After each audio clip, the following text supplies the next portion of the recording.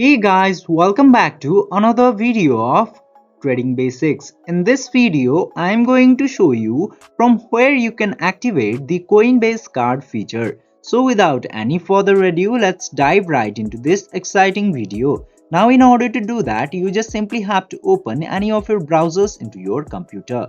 And after opening the browser, just simply search for coinbase.com and log in into your account of Coinbase. And now after logging into your account, you just simply have to go into this My Assets section into here. Click into that and from there you will get the option of Coinbase Card into here. Click into that Coinbase Card option and then you will get this Get Started button into here. Now by tapping into it and providing the required informations about you and your account, you can easily get the Coinbase Card feature.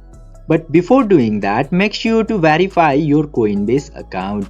I hope this video was helpful for you. If yes, don't forget to like, share and subscribe to the channel to never miss another update. Thank you for watching the video.